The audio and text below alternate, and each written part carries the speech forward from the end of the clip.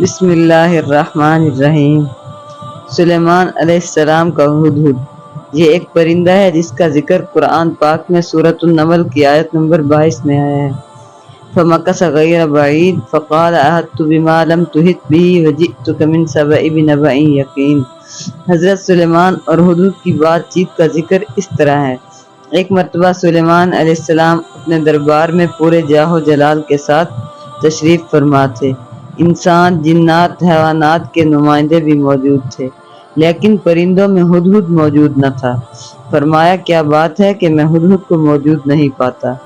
اگر وہ واقعی غیر حاضر ہے تو اس کو سخت سزا دوں گا یا پھر ذبح کر ڈالوں گا، الا یہ کہ وہ اپنی غیر حاضری کی معقول بیان کرے۔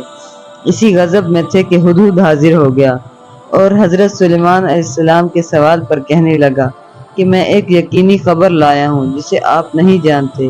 وہ یہ ہے کہ سبا کے ملک پر ایک ملکہ حکمرانی کرتی ہے۔ اللہ نے اس کو سب کچھ دے رکھا ہے اور اس کا تخت نہایت عظیم الشان ہے۔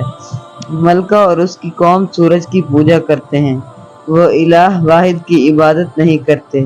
شیطان نے ان کی سورج پرستی کو ان کے لیے خوشنما بنا دیا ہے۔ حضرت سلیمان علیہ السلام نے یہ خبر سن کر فرمایا کہ تیری سچائی کا ابھی علم ہو جائے گا۔ میرا خط لے جا اور اس کو ان تک پہنچا اور انتظار کر کہ وہ اس کا کیا جواب دیتے ہیں۔ ہدہد خط لے کر اڑا اور خط ملکہ کے سامنے پھینک دیا۔ ملکہ خط پڑھ کر اہل دربار سے کہنے لگی کہ ابھی یہ خط سلیمان علیہ السلام کی جانب سے آیا ہے، جو اللہ کے نام سے شروع کیا گیا ہے، جو بڑا مہربان رحم فرمانے والا ہے۔ خط کا مضمون یہ ہے کہ تم سرکشی کا اظہار نہ کرو اور میرے پاس تابعدار ہو کر آ جاؤ۔ وزیروں مشیروں نے کہا، جہاں تک مرعوب ہونے کا تعلق ہے اس کی ضرورت نہیں، کیونکہ ہم طاقتور اور جنگی قوت کے مالک ہیں۔